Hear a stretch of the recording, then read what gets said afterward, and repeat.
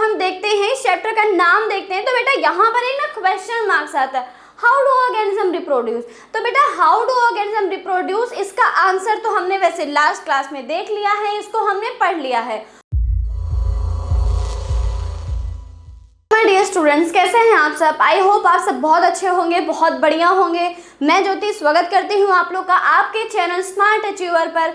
तो फ्रेंड्स, आज हम पढ़ने वाले हैं क्लास 10th के एक इम्पॉर्टेंट चैप्टर, जो कि है हमारा हाउ डू ऑर्गेनिज्म रिप्रोड्यूस, है ना। जब इस चैप्टर को हम देखते हैं तो जब इस चैप्टर को हम देखते हैं, इस चैप्टर का नाम देखते हैं, तो बेटा यहाँ पर एक ना क्वेश्चन मार्क्स आता है, हाउ डू ऑर्गेनिज्म रिप्रोड्यूस। तो बेटा हाउ डू ऑर्गेनिज्म रिप्रोड्यूस, इसका आंसर तो हमने वैसे लास्ट क्लास में देख लिया है, इसको हमने पढ़ लिया है। और बेटा उसमें बहुत सारे ऑर्गेनिज्म में रिप्रोडक्शन के प्रोसेस हमने पढ़ ली है, जैसे कि अमीबा में, प्लाज्मोडियम में, लिस्टमैनिया में, या फिर प्लेनेरिया में, बहुत सारे अदर लिविंग ऑर्गेनिज्म में रिप्रोडक्शन हमने देख लिया था। तो बेटा वहाँ पर जो रिप्रोडक्शन था वो था एसेक्सुअल। एसेक्सुअल मतलब कि यूनिपेरेंटल, है ना। वहाँ पे सिर्फ और सिर्फ एक ही पेरेंट का इन्वॉल्वमेंट था। बट उसके बाद हमने पढ़ा था sexual reproduction in flowering plants, मतलब कि ऐसे प्लांट जिनमें फ्लावर होते हैं बेटा, वहाँ पर सेक्सुअल रिप्रोडक्शन होता है। और लास्ट लेक्चर में हमने ये देख लिया था। उसके बाद हमारा जो टॉपिक था वो था रिप्रोडक्शन इन ह्यूमन बीइंग, है ना। तो ह्यूमन बीइंग में जब बात आती है तो ऑब्वियस सी बात है, हमें पता है कि ह्यूमन बॉडी में रिप्रोडक्शन जो होता है बेटा वो सेक्सुअल होता है, यानी ये भी बाई पेरेंटल है। यहाँ पर दो पेरेंट का इन्वॉल्वमेंट होता है। The first parent is male and second one is female. तो आज हम स्टार्ट करेंगे कि ह्यूमन बॉडी में रिप्रोडक्शन की प्रोसेस कैसे होती है। Without wasting the time, let's get started this chapter. और बेटा आज हमारा इस चैप्टर का मोस्ट प्रोबेबली आज ये लास्ट लेक्चर होने वाला है, तो आप बने रहिएगा। और अगर इसके पहले आपने कोई भी लेक्चर इस चैप्टर का नहीं देखा है तो आप सारे के सारे लेक्चर देख लीजिए, उसके बाद इसको कंटिन्यू कीजिए। तो चलिए स्टार्ट करते हैं फिर आज का ये लेक्चर।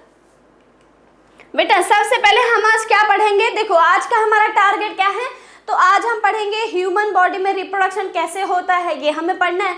बट उसके पहले हमें ये पढ़ना है कि मेल रिप्रोडक्टिव सिस्टम क्या है, उसमें कितने ऑर्गन्स हैं, किन किन ऑर्गन्स के क्या क्या फंक्शन हैं, क्या क्या काम हैं, या फिर कुछ एक्सेसरी ग्लैंड्स होती हैं, उनके बारे में पढ़ना है।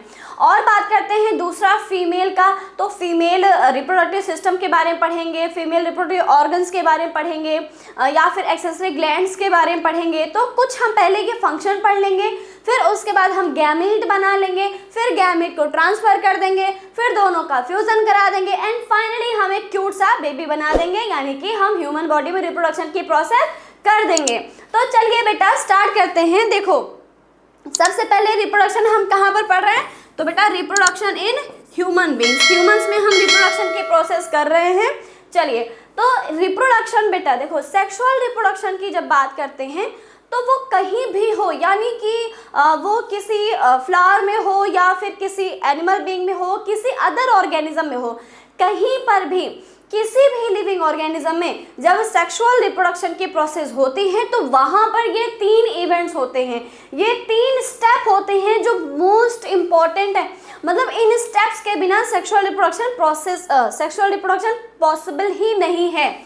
जैसे कि देखो सबसे पहले क्या है बेटा, सबसे पहले होता है हमारा प्री फर्टिलाइजेशन, ठीक है। प्री फर्टिलाइजेशन का मतलब कि ये है कि फर्टिलाइजेशन के पहले कौन कौन से स्टेप होते हैं, क्या होना चाहिए। तो बेटा प्री फर्टिलाइजेशन यानी फर्टिलाइजेशन के पहले की प्रोसेस, तो वहाँ पे गैमीट फॉर्मेशन, यानी हम यहाँ पर गैमीट बनाएंगे, मेल गैमीट, फीमेल गैमीट, ठीक है। उसके बाद सेकंड क्या है, गैमीट ट्रांसफर, हम गैमीट को ट्रांसफर करेंगे, यानी कि एक गैमीट को हम दूसरे गैमीट के पास लेके जाएंगे।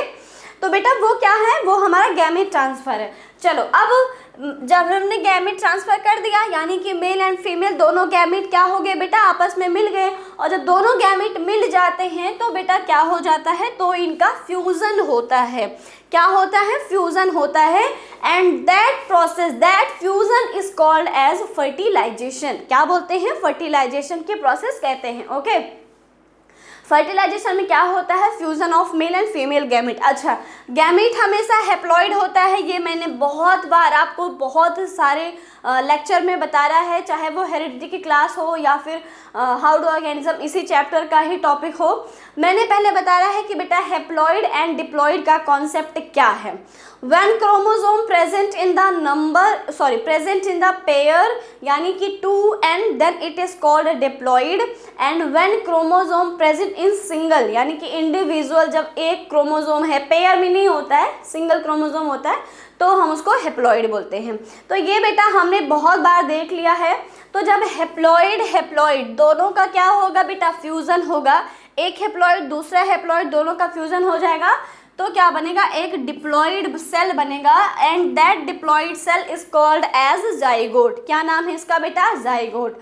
अब इस जाइगोट में फर्दर डिवीजन होता है, क्या होता है, फर्दर डिवीजन होता है, और फिर उसके बाद जाइगोट से बेटा, जाइगोट एक सिंगल सेल है, और जाइगोट में क्या होगा, फर्दर डिवीजन होगा, माइटोसिस डिवीजन होगा। और हमें पता है कि माइटोसिस में एक सेल डिवाइड होके 2 सेल बनाता है, तो एक जाइगोट पहले 2 सेल में डिवाइड होगा, फिर उसके बाद 8 में डिवाइड होगा, 2 के बाद 4 में डिवाइड होगा, फिर 8 में डिवाइड होगा, एंड फिर उसके बाद धीरे धीरे वो एम्ब्रियो बन जाएगा।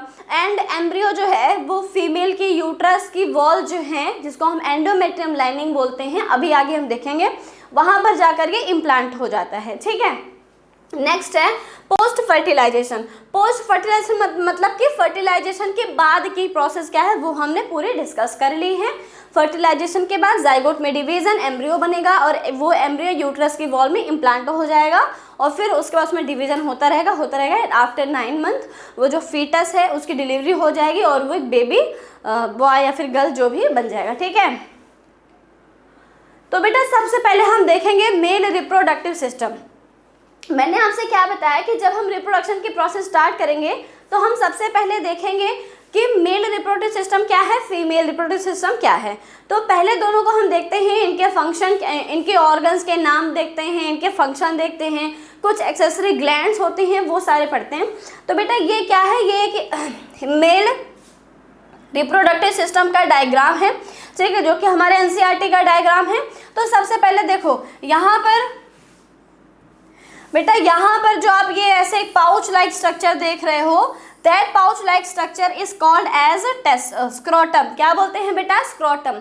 स्क्रोटम वो पाउच, ये स्किन का एक पाउच होता है, इसके अंदर टेस्टिस होते हैं, और जो हमारा स्क्रोटम है बेटा वो बॉडी के बाहर होता है, यानी कि एक तरीके से समझ लो एब्डोमेन कैविटी से बाहर होता है। ऐसा क्यों है, तो देखो स्क्रोटम के अंदर होता है टेस्टिस, और टेस्टिस का काम होता है स्पर्म बनाना। क्या बनाना, स्पर्म बनाना।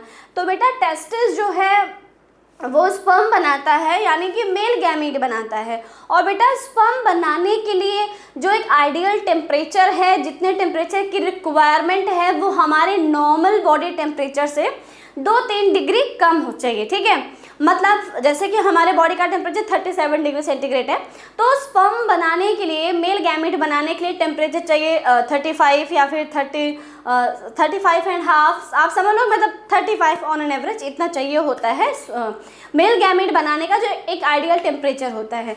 तो इसीलिए जो हमारा टेस्टिस है वो होता है एब्डोमेन कैविटी से बाहर, और बेटा टेस्टिस को प्रोटेक्ट करने के लिए एक पाउच लाइक स्ट्रक्चर है जिसको हम बोलते हैं स्क्रोटम। इस स्क्रोटम के अंदर हमारे टेस्टिस होते हैं। ठीक है, तो बेटा ये क्या है, ये हमारे टेस्टिस है। टेस्टिस के अंदर एक हार्मोन्स बनता है testosterone, and that testosterone is help in the formation of male gamete, यानी कि टेस्टिस। ओके, नेक्स्ट, अब बेटा यहाँ पर मेल गैमीट बन जाता है, यानी स्पर्म बन जाता है। अब उस स्पर्म को आगे कैरी करने के लिए यहाँ पर एक डक्ट है, यहाँ पर एक ट्यूब होता है जिसको हम बोलते हैं वास डिफरेंस। अब बेटा ये जो ट्यूब है, ये जो डक्ट है, ये मेल गैमीट यानी कि स्पर्म को कैरी करता है, इसीलिए इस डक्ट को हम स्पर्म डक्ट भी बोलते हैं। क्या बोलते हैं, स्पर्म डक्ट, क्योंकि बेटा किसको कैरी कर रहा है, स्पर्म को कैरी कर रहा है। ठीक है, चलो अब देखो वास डिफरेंस यहाँ पे आगे ये जा रहा है, वास डिफरेंस यहाँ पे ऐसे जाता है। उसके बाद बेटा एक बीच में एक ग्लैंड पड़ती है, एक एक्सेसरी ग्लैंड है, and that gland is called as seminal vesicle. ये एक एक्सेसरी ग्लैंड है सेमिनल वेसिकल। इसका काम क्या है? तो बेटा ये जो ग्लैंड है ना, ये एक कार्बोहाइड्रेट या फिर एक शुगर रिलीज करता है और उसका नाम होता है फ्रक्टोज। क्या नाम होता है बेटा? ये एक शुगर रिलीज करता है। ये क्या करता है? शुगर रिलीज करता है जिसका नाम है फ्रक्टोज। और बेटा ये जो फ्रक्टोज है, ये स्पर्म को नरिशमेंट देता है, स्पर्म को एनर्जी प्रोवाइड कराता है जिससे स्पर्म हेल्दी हो और बेटा जल्दी से जल्दी फीमेल के पास या फिर फीमेल रिप्रोडक्टिव पार्ट में पहुंच जाए। ठीक है, तो स्पर्म को एनर्जी कौन देता है, स्पर्म को नरिशमेंट कौन प्रोवाइड कराता है? तो आप क्या बताओगे बेटा? फ्रक्टोज। फ्रक्टोज को सिक्रीट कौन करता है? फ्रक्टोज को सिक्रीट करता है हमारा सेमिनल वेसिकल। ठीक है, नेक्स्ट है, उसके बाद जब हम आगे बढ़ते हैं बेटा, तो एक पॉइंट ऐसे आता है जहाँ पर हमारा वास डिफरेंस, ये देखो, जहाँ पर वास डिफरेंस एंड यूरेथ्रा, ये दोनों बेटा आपस में मिल जाते हैं, ये दोनों कॉमन पैसेज हो जाते हैं और इसीलिए मेल बॉडी में स्पर्म को कैरी करने के लिए एंड यूरिन को आगे पास करने के लिए दोनों का एक सेम पैसेज होता है एक मेल बॉडी में। बट फीमेल के केस में ऐसा नहीं है।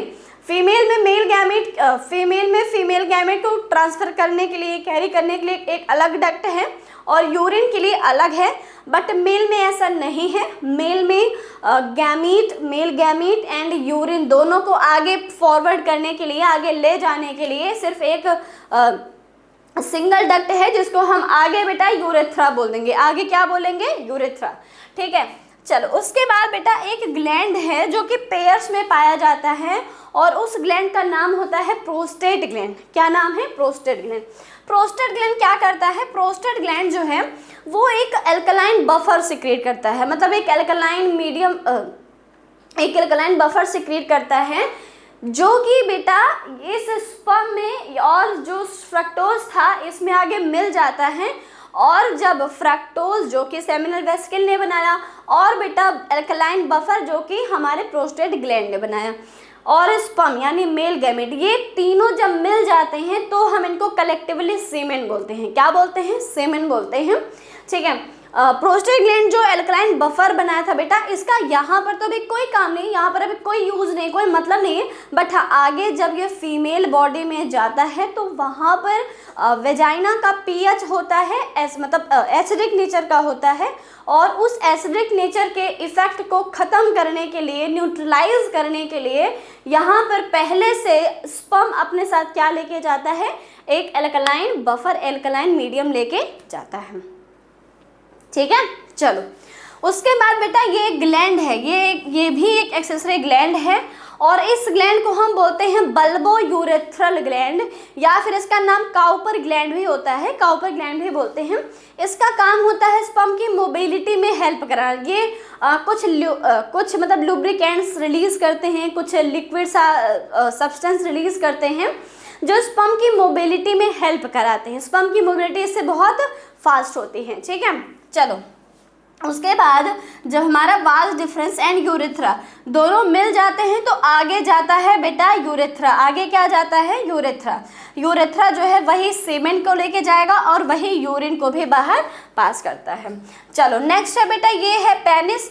पेनिस जो है वो एक थिक मस्कुलर टिश्यू है, मस्कुलर ऑर्गन होता है जो कि इरेक्टाइल टिश्यू से बना होता है। ठीक है, तो पेनिस क्या है? पेनिस एक थिक मस्कुलर ऑर्गन है जो कि इरेक्टाइल टिश्यू से बने होते हैं।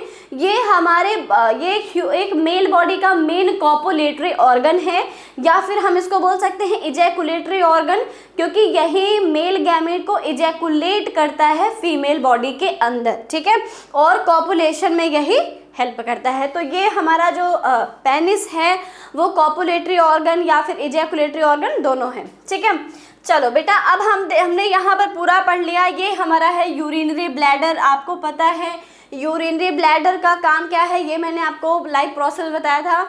यूरिनरी ब्लैडर टेम्परेरीली अपने पास यूरिन को स्टोर करके रखता है। तो इसके बाद अब हम इसके एक एक ऑर्गन के फंक्शन देख लेते हैं। यहाँ पर देखो बेटा, मेल रिप्रोडक्टिव सिस्टम की बात करते हैं तो मेल रिप्रोडक्टिव सिस्टम जो है वो external part and internal part, दो पार्ट में डिवाइड होता है male reproductive system.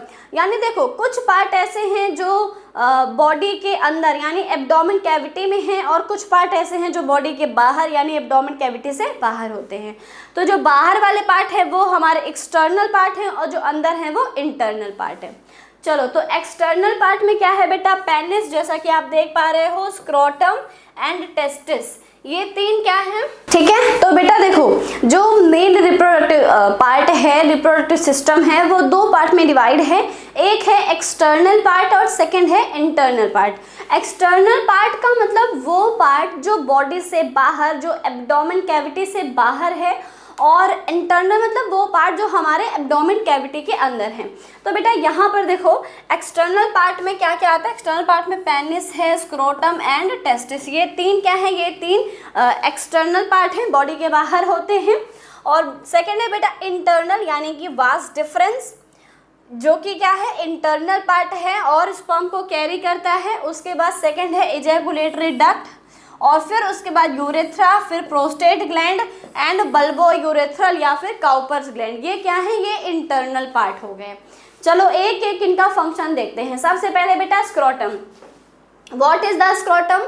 A pouch like structure that Hanks outside the pelvis and regulates the temperature of testicles। बेटा अभी हमने डिस्कस किया था कि टेस्टिस जो होता है या फिर स्क्रोटम, उसको कवर करने के लिए जो स्क्रोटम है वो बॉडी के बाहर या एब्डोमेन कैविटी से बाहर है। क्यों? क्योंकि उसको बॉडी का, उसको जो टेम्परेचर चाहिए स्पर्म बनाने के लिए, गैमीट बनाने के लिए, वो नॉर्मल बॉडी टेम्परेचर से 1-2 डिग्री कम चाहिए होता है, ठीक है। नेक्स्ट है body like a pouch like structure that hangs outside the pelvis and regulate the temperature of testicles।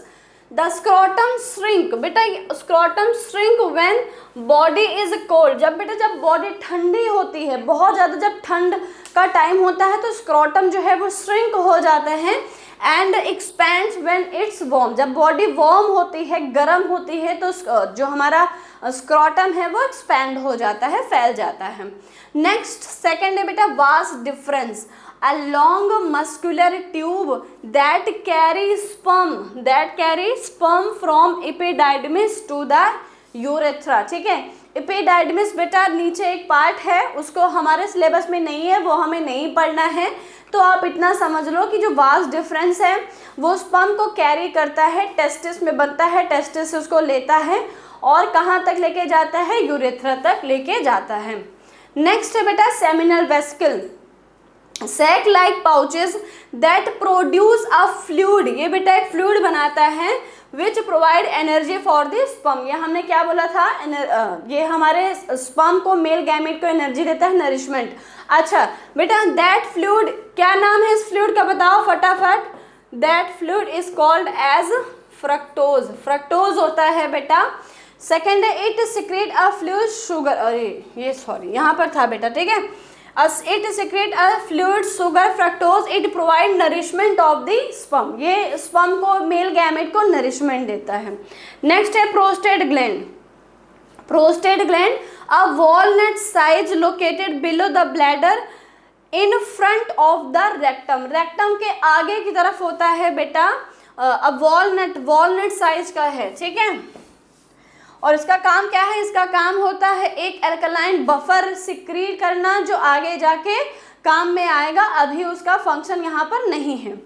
Next है bulbo urethral glands, bulbo it is also called Cowper glands. These R P sized, बेटा P size की तरह होता है structure, located on the sides of urethra, urethra के बगल में ही पाया जाता है बल्बो यूरेथ्रल ग्लैंड्स, ठीक है, या फिर काउपर ग्लैंड्स। और इसका काम क्या है, तो बेटा ये कुछ लिक्विड, ये कुछ लुब्रिकेंट्स रिलीज करते हैं, सिक्रीट करते हैं, जो स्पर्म की मोबिलिटी में हेल्प कराते हैं कि स्पर्म जल्द से जल्दी मूव कर पाए, ठीक है। चलो नेक्स्ट है फीमेल रिप्रोडक्टिव सिस्टम।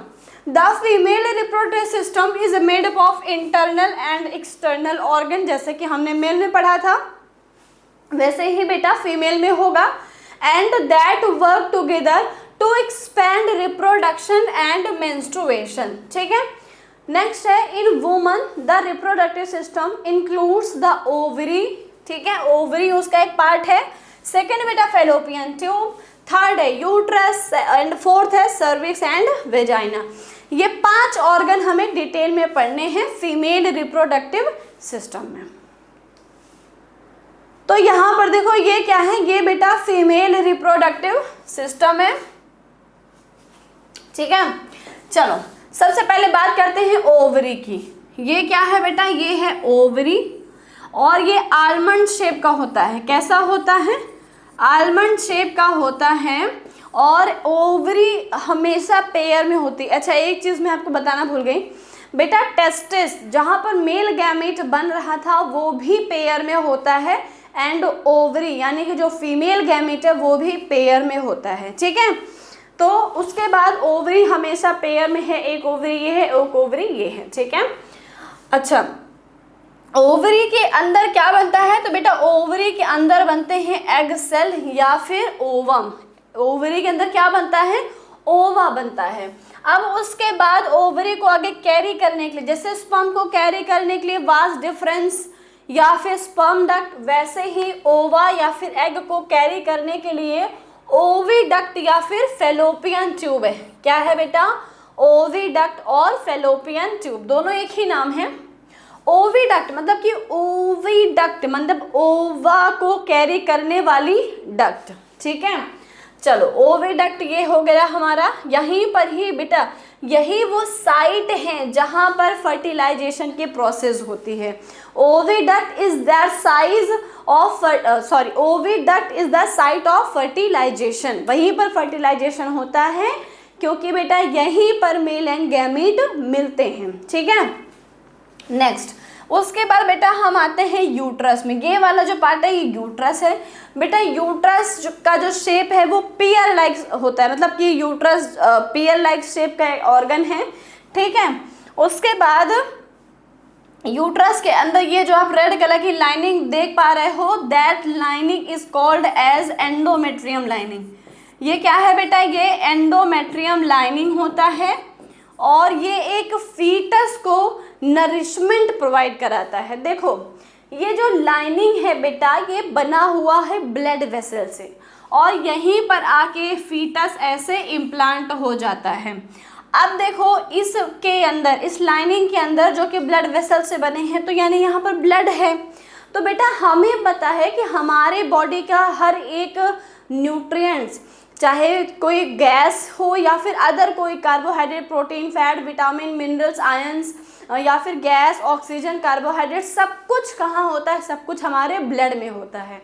अब देखो बेटा जब कोई भी यूट्रस जो है जब कोई फीटस यहाँ पर आकर इम्प्लांट होता है तो इस फीटस को किसी भी तरीके का कोई न्यूट्रिएंट्स, कोई भी नरिशमेंट किससे मिलता है, इसी ब्लड से मिलता है। इसी ब्लड से इसको नरिशमेंट मिलती है।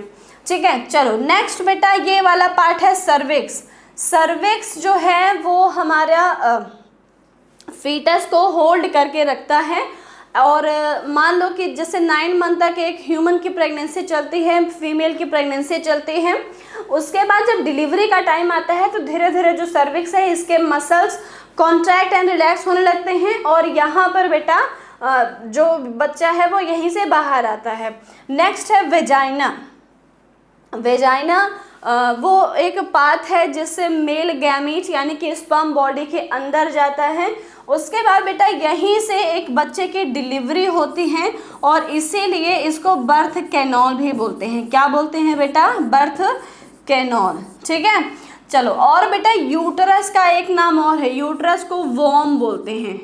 ठीक है, वॉम मतलब होता है गर्भ, है ना। आप जैसे सुनते हो कि कहते हैं ना कि हिंदी मतलब गर्भवती महिला, है ना, आप देखते हो।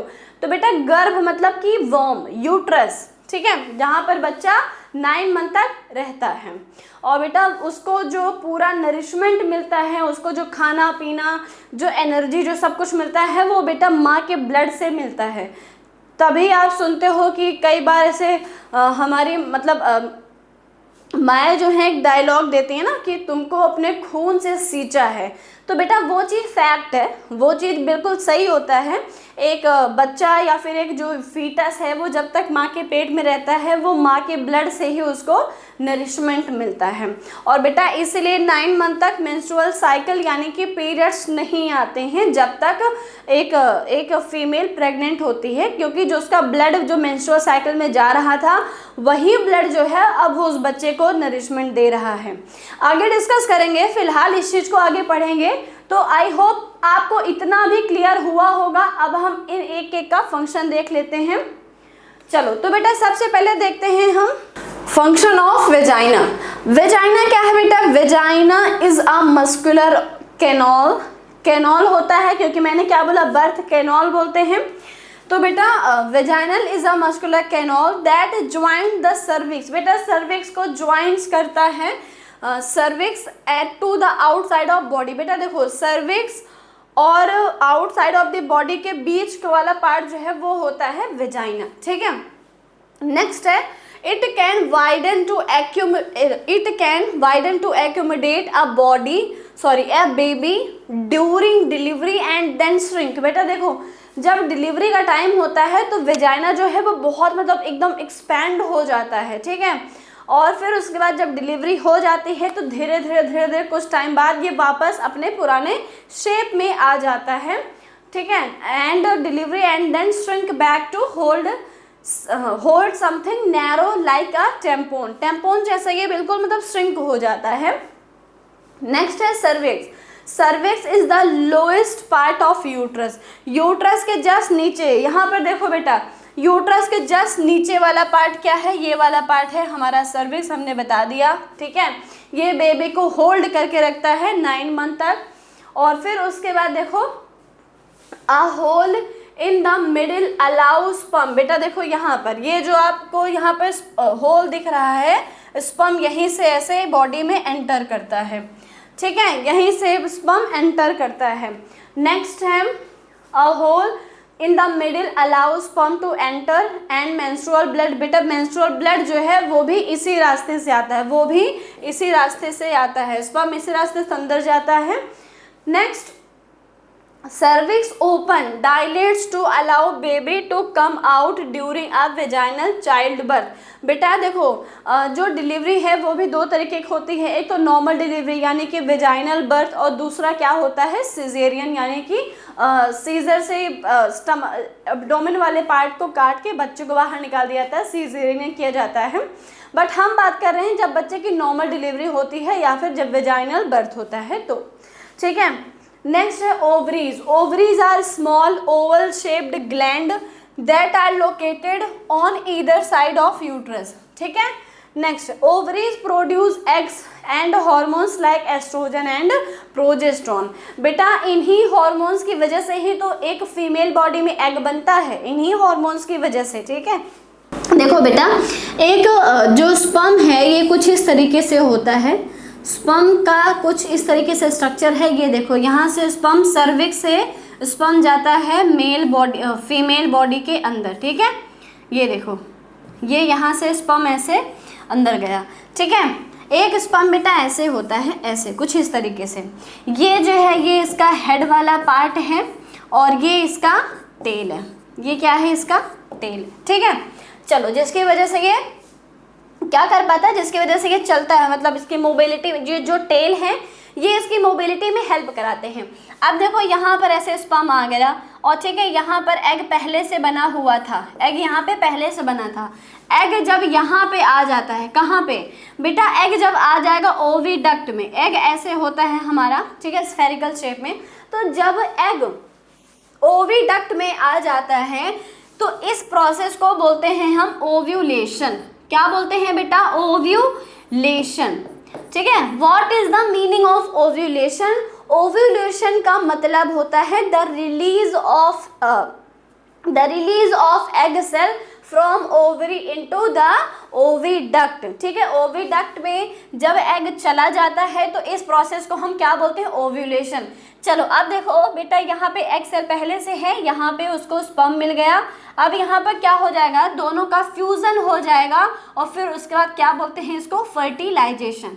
क्या बोलेंगे, फर्टिलाइजेशन। अब बताओ फर्टिलाइजेशन हुआ कहाँ, तो बेटा फर्टिलाइजेशन हुआ है ओविडक्ट में। कहाँ हुआ, ओविडक्ट में। अच्छा, फर्टिलाइजेशन के बाद क्या बनता है, फर्टिलाइजेशन के बाद एक सिंगल सेल जाइगोट बनेगा।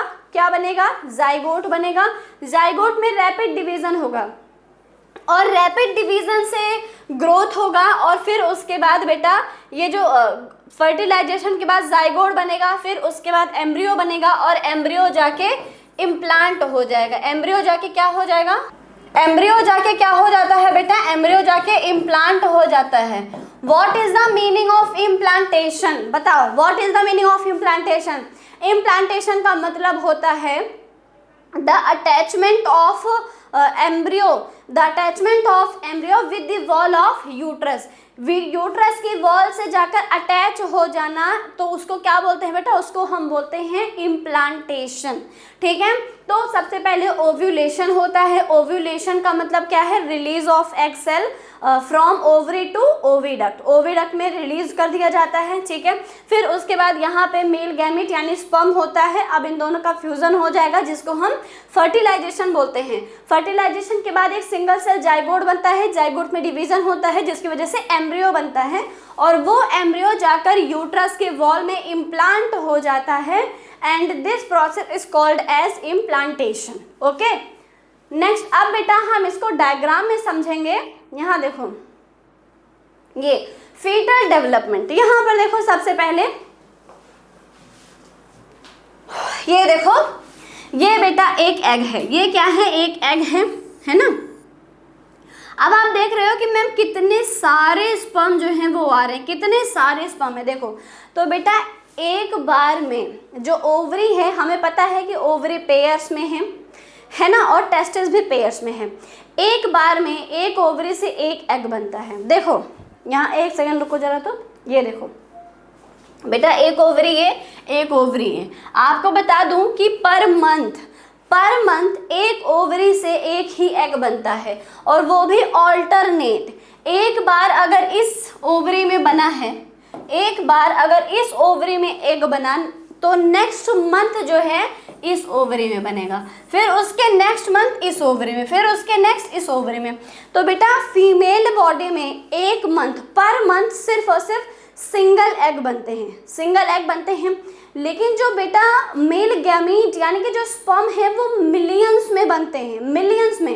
अब आप सोचो कि एक सिंगल एग सेल है ना, अकेला है, और बेटा उसके साथ कितने सारे स्पर्म हैं, कितने सारे मेल गैमीट है।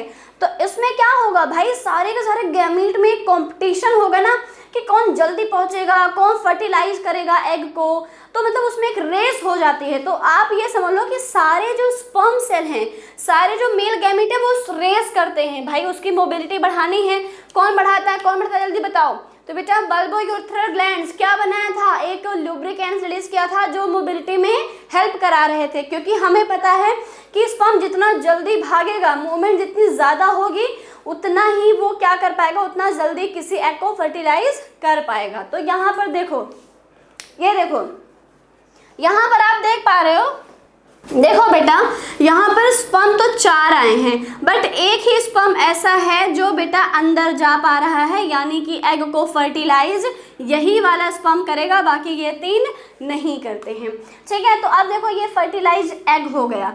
फर्टिलाइज एग हो जाता है तो यानी अब ये क्या करेगा, एक सिंगल सेल जाइगोट बनाएगा। क्या बनाएगा, सिंगल सेल जाइगोट बनाएगा और फिर उसके बाद यहाँ पे उस जाइगोट में डिवीजन होगा जिससे 2 सेल बनेंगे, है ना, क्योंकि डिवीजन कौन सा है बेटा, तो डिवीजन माइटोसिस है।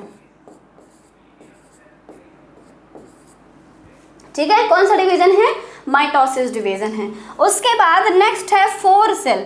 भाई हमें पता है कि 2 सेल बने हैं, तो जब 2 में डिवीजन होगा तो बेटा 2 से क्या बनेंगे, 4 बनेंगे, यानी कि 2 से 4 सेल बन गए, 4 से 8 बनेंगे, 8 से 16 बनेंगे। अब बेटा 4 to 8 को हम क्या बोलते हैं, एम्ब्रियो। ये क्या है बेटा, एम्ब्रियो है। ठीक है। अब ये एम्ब्रियो जो है वो यूट्रस की वॉल में जाकर इम्प्लांट हो जाएगा। कहाँ पर?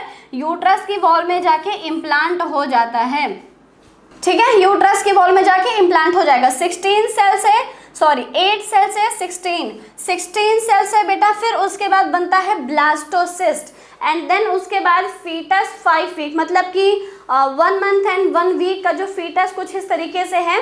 फिर उसके बाद फीटस ऑफ 10 वीक, मतलब कि 10 वीक का, 10 हफ्ते का जो फीटस है वो कुछ ऐसा। फिर 20 वीक का, फिर 40 वीक का एंड लास्ट ये है, इस तरीके से फीटस है। अब इसकी क्या हो जाएगी बेटा? डिलीवरी हो जाएगी। और यहाँ पे देखो, यहाँ पे ये जो आप वॉल देख रहे हो यही एंडोमेट्रियम लाइनिंग है। ये क्या है? एंडोमेट्रियम लाइनिंग है। इसका नाम क्या है बेटा? ये हमारा है यूट्रस। यूट्रस की इनर लाइनिंग एंडोमेट्रियम लाइनिंग। अब आप देख पा रहे हो कि जो बच्चा है इसको नरिशमेंट मिल रहा है ये एक ट्यूब से। ये क्या है? एक ट्यूब से and that tube is called as placenta. क्या बोलते हैं इसको बेटा? प्लेसेंटा बोलते हैं। और इसी प्लेसेंटा के थ्रू बच्चे को या फिर फीटस को नरिशमेंट मिलता रहता है, ठीक है। तो आप समझ लो कि ये क्या हो गई, ये एक प्रेगनेंसी की ब्यूटीफुल जर्नी आपने देख ली बेटा। ये प्रेगनेंसी की एक ब्यूटीफुल जर्नी हमारी हो गई। अब हम स्टार्ट करते हैं। अच्छा, एक चीज़ हम ये देखते हैं, एक यहाँ पे क्वेश्चन ये है, हमारे एनसीईआरटी में क्वेश्चन ये है, what happen when egg is not fertilise. देखो बेटा कि हमें पता है कि एक फीमेल बॉडी में पर मंथ, हर महीने एक एग बनता है और फिर अगर उस एग को स्पर्म मिल जाता है तो बेटा दोनों का फर्टिलाइजेशन हो जाएगा। और जब दोनों का फर्टिलाइजेशन हो जाएगा तो एम्ब्रियो बन जाएगा। फिर एम्ब्रियो से मतलब जाइगोट से एम्ब्रियो, फिर उसके बाद बेटा ब्लास्टोसिस्ट एंड देन बहुत सारे स्टेप होते हैं और फाइनली एक फीटस बन जाता है। फिर उसकी डिलीवरी हो जाते हैं। लेकिन ये तो नॉर्मल कंडीशन है ना। मतलब नॉर्मल कंडीशन मतलब कि जब हम रिप्रोडक्शन के पर्पस से पढ़ रहे हैं, इसको रिप्रोडक्शन के पर्पस से समझ रहे हैं। लेकिन मान लो कि एक एग बना है ना, एक फीमेल बॉडी में एग बना। अब बेटा उसको स्पर्म यानी मेल गैमेट मिला ही नहीं। तो जब मेल गैमेट नहीं मिला तो फर्टिलाइजेशन नहीं होगी। फर्टिलाइजेशन नहीं होगी तो बेटा जिसकी वजह से अब वो एग क्या करेगा भाई? उस एग का कोई काम है नहीं। तो यहाँ पर देखो, when egg is not fertilized, बेटा क्या होगा जब एग फर्टिलाइज नहीं होगा? What happen when egg is not fertilized? then क्या होगा बताओ, क्या होगा? देखो ध्यान से सुनो। यहाँ पर बेटा हर मंथ, जैसे कि हमने डिस्कस किया कि बेटा पर मंथ यहाँ पर एक एग बनता है।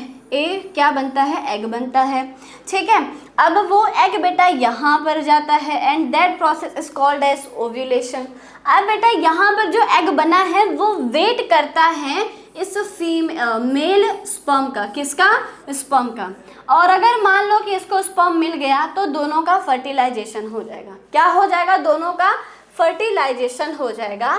बट हमारा पॉइंट ये है कि जब क्या होगा, जब ये एग फर्टिलाइज ही ना हो, यानी इसको मेल गैमेट मिला ही नहीं, तो बेटा ऐसे में क्या होगा? देखो ये जो हमारी एंडोमेट्रियम लाइनिंग है,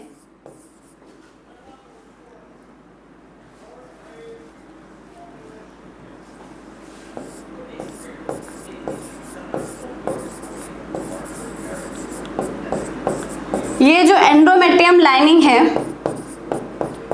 ये बेटा पर मंथ जब एग बनता है, जब एक ओवरी में एग बनता है या फिर इसमें एग बनता है, तो पर मंथ यूट्रस के अंदर एक वॉल बनते हैं। बट आफ्टर द प्यूबर्टी, यानी कि जब फीमेल में फीमेल गैमेट बनने स्टार्ट हो जाते हैं तो, ठीक है। तो बेटा ये जो इसकी हमारे यूट्रस के जो इनर लाइनिंग है, that lining is called as endometrium lining. और बेटा ये बना हुआ है ब्लड वेसल्स का। किसका बना है? ब्लड वेसल्स का। ये हर मंथ जब यहाँ पे एग बनता है तो पर मंथ यूट्रस के अंदर एक वॉल बन जाती है, ब्लड की एक थिक वॉल बन जाती है ब्लड वेसल्स की।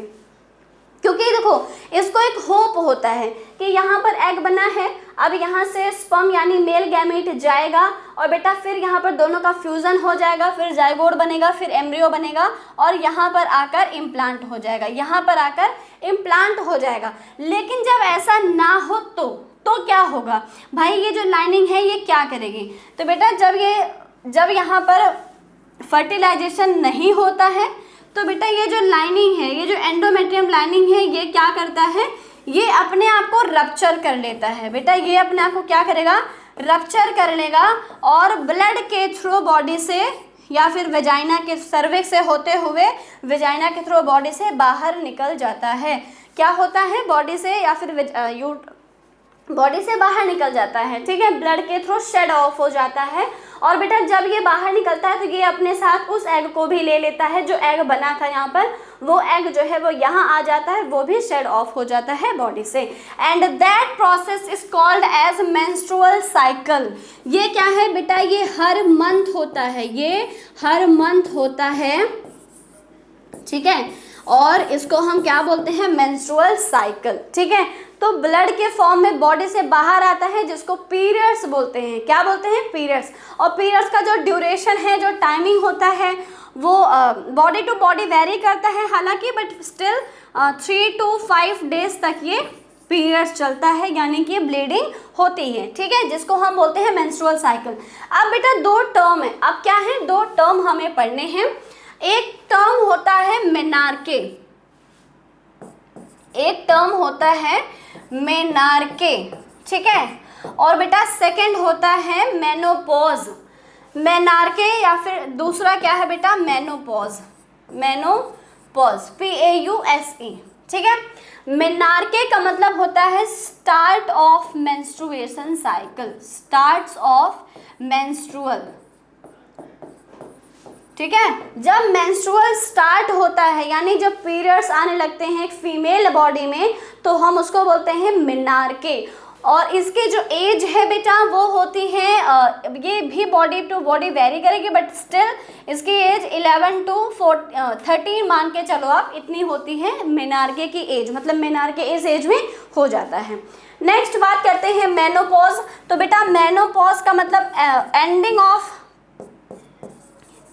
Of menstrual cycle, ending of menstrual cycle, या फिर जब पीरियड आने बंद हो जाते हैं, ब्लीडिंग होनी बंद हो जाती है, तो हम इसको बोलते हैं मेनोपॉज।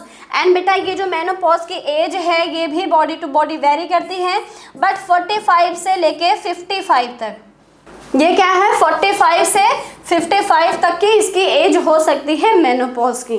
तो बेटा देखो, जब फर्टिलाइजेशन हो जाएगा तो एम्ब्रियो बन जाएगा, धीरे धीरे फीटस बन जाएगा और एक बच्चा बन जाता है, प्रेगनेंसी स्टार्ट हो जाती है। लेकिन जब एग फर्टिलाइज ही ना हो, जब बेटा जब एग को मेल गैमीट यानी स्पर्म नहीं मिलता है, तो क्या होता है, जब स्पर्म नहीं मिलेगा तो जो एंडोमेट्रियम लाइनिंग है ये हर मंथ पर मंथ एग के साथ बनता है, और ये बेबी को, फीटस को नरिश करने के लिए बनता है। बट जब यहाँ पर बेबी ही नहीं होगा तो इसका क्या काम है, तो बेटा ये अपने आप को रप्चर कर देता है और ये ब्लड के फॉर्म में बॉडी से बाहर निकल जाता है, शेड ऑफ हो जाता है, and that process is called as menstruation. क्या बोलते हैं, मेंस्ट्रुएशन। चलो बेटा, आई होप आपको ह्यूमन रिप्रोडक्टिव सिस्टम समझ में आया होगा। तो कुछ टर्म्स हैं जैसे ओव्यूलेशन, जैसे फर्टिलाइजेशन, जैसे इम्प्लांटेशन एंड मेंस्ट्रुएशन साइकिल, ये सारी चीज़ें आपको पता होनी चाहिए, ठीक है। अच्छा, एक चीज़ और मैं बता दूं, जो ओव्यूलेशन है यानी कि release of egg from ovary to oviduct, बेटा ये जो टाइम पीरियड है ये होता है लगभग आप समझ लो 10, ये होता है जब पीरियड स्टार्ट हो जाए तो उससे लगभग ये समझ लो 15 to 16 डेज तक ओव्यूलेशन का टाइम होता है। तो ओव्यूलेशन का जो टाइम है वो क्या है, 14 to 16 या फिर 15 डेज तक ओव्यूलेशन होता है, ठीक है। नेक्स्ट बेटा, अब हमारा इस चैप्टर का लास्ट टॉपिक है रिप्रोडक्टिव हेल्थ। तो रिप्रोडक्टिव हेल्थ क्या है, देखो बेटा, जब कोई बॉडी, चाहे वो मेल हो चाहे वो फीमेल बॉडी हो, जब वो बॉडी प्यूबर्टी की एज में आ सकती है, तो आपको क्या लगता है कि क्या उसमें रिप्रोडक्शन की प्रोसेस हो सकती है, वो रिप्रोड्यूस कर सकते हैं? तो बेटा नहीं।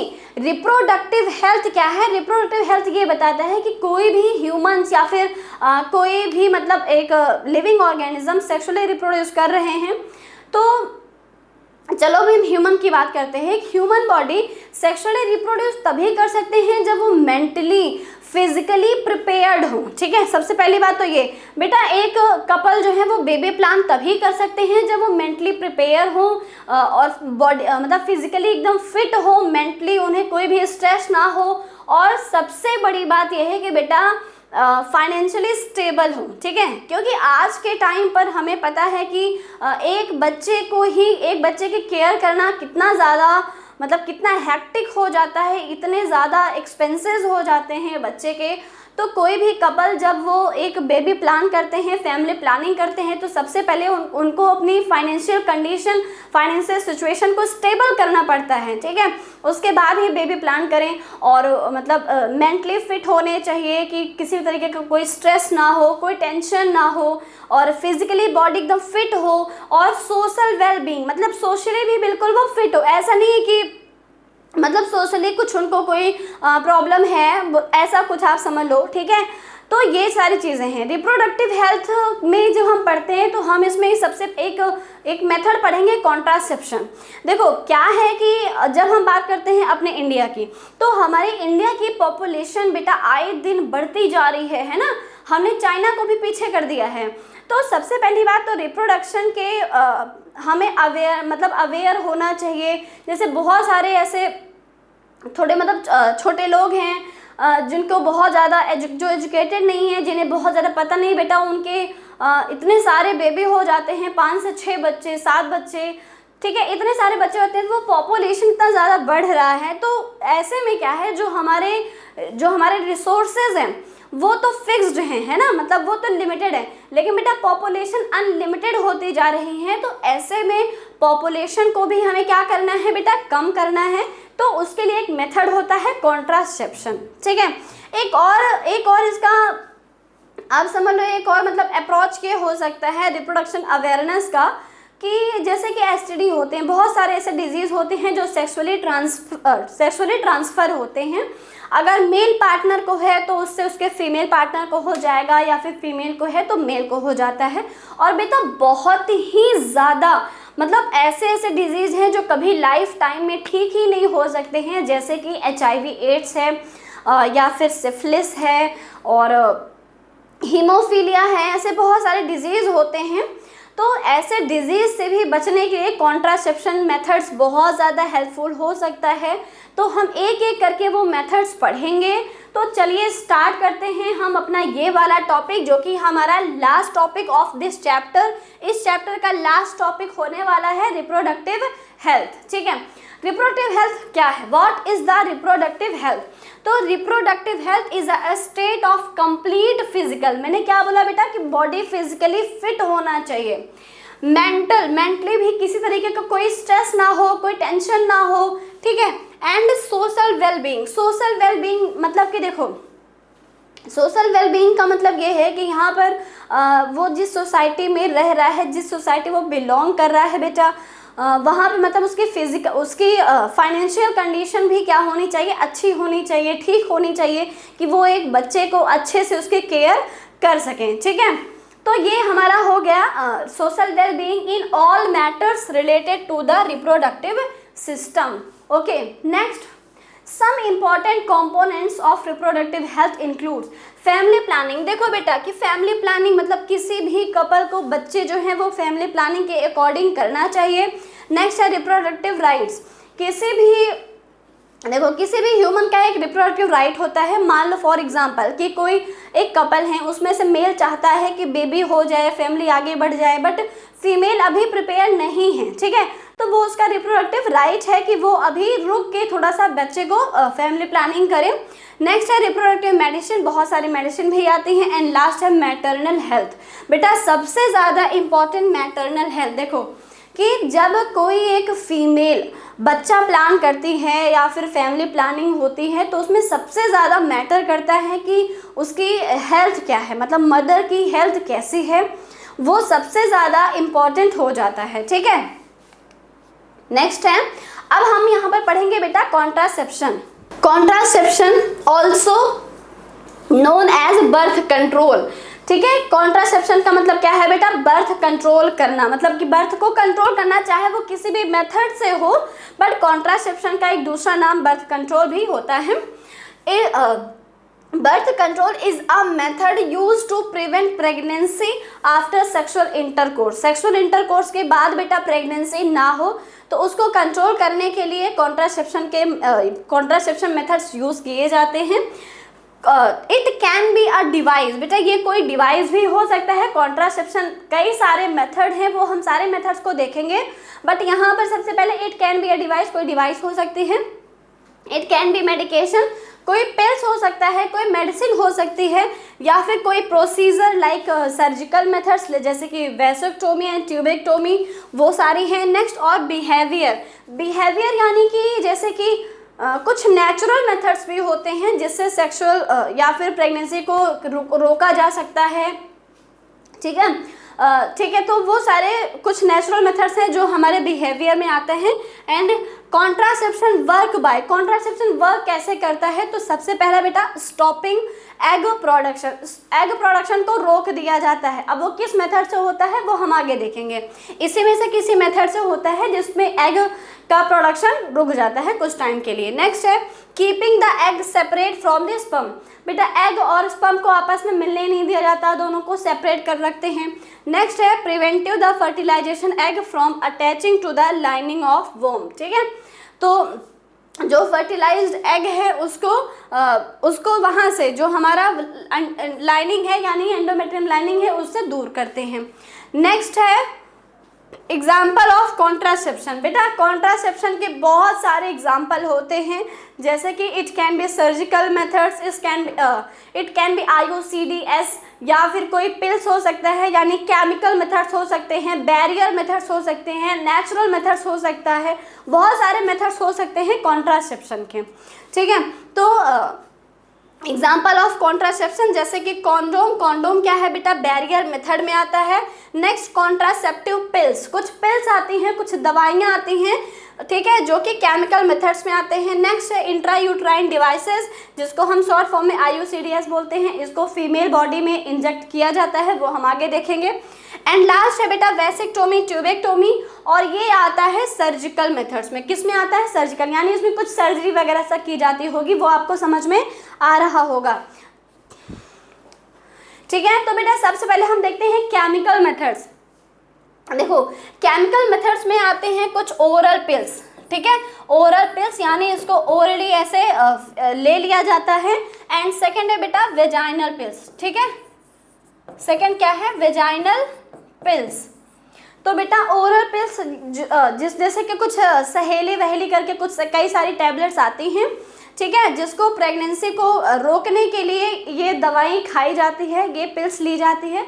ये पिल्स आखिर करते क्या है, देखो ये पिल्स फीमेल बॉडी में एग प्रोडक्शन को रोक देते हैं। ऐसा क्यों होता है, तो ये जो पिल्स हैं इनमें ऐसे कुछ केमिकल्स होते हैं जो हार्मोन्स के प्रोडक्शन, अब आप बताओ कि फीमेल बॉडी में कौन सा हार्मोन्स बनता है, तो फीमेल बॉडी में एस्ट्रोजन एंड प्रोजेस्टेरोन बनते हैं।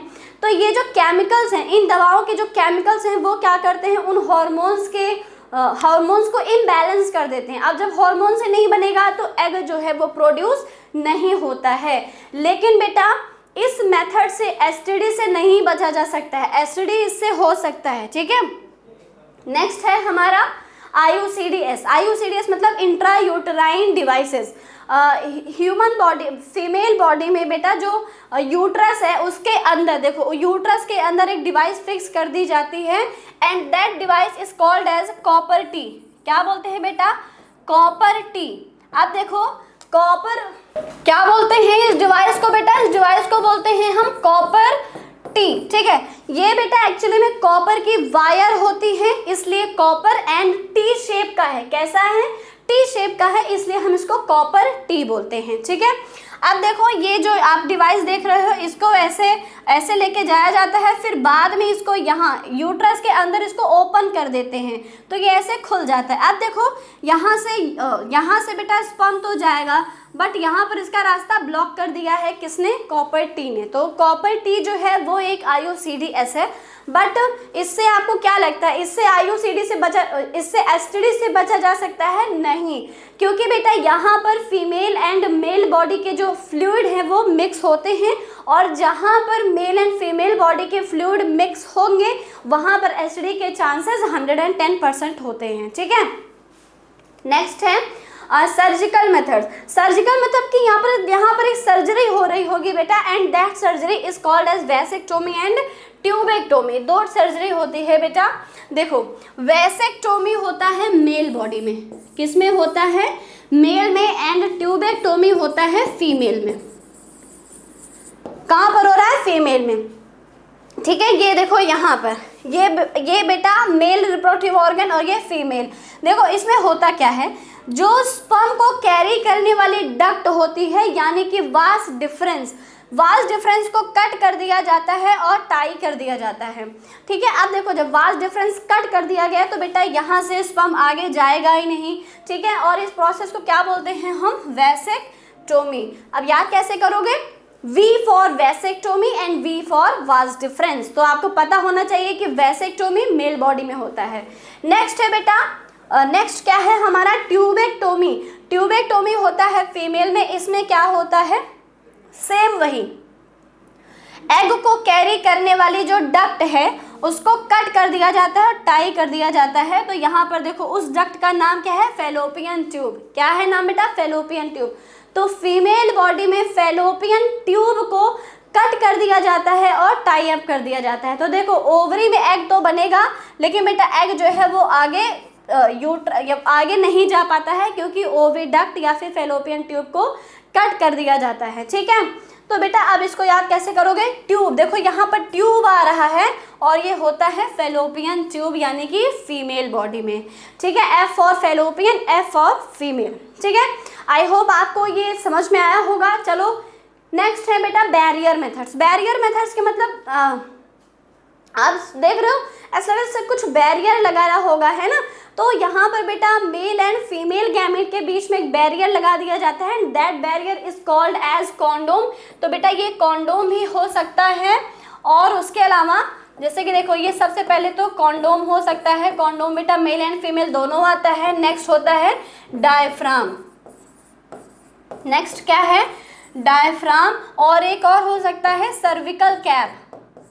ठीक है, सर्विक्स के आगे लगाया जाता है सर्विकल कैप। तो ये कुछ क्या है, बैरियर मेथड्स के एग्जाम्पल होते हैं। तो आज का ये चैप्टर हमारा यहीं पर फिनिश होता है। आई होप आपको ये वीडियो अच्छी लगी होगी, पूरा का पूरा कॉन्सेप्ट आपका क्लियर हुआ होगा। तो बच्चों अगर आपको ये लेक्चर अच्छा लगा है, आज का सेशन आपको पसंद आया है, तो आप वीडियो को ज़्यादा से ज़्यादा लाइक कीजिएगा, अपने फ्रेंड्स में इसको शेयर कीजिएगा, और कमेंट्स करके मुझे बताइएगा कि आपको वीडियो कैसी लगी। मिलते हैं नेक्स्ट क्लास में, तब तक आप अपना ध्यान रखिए एंड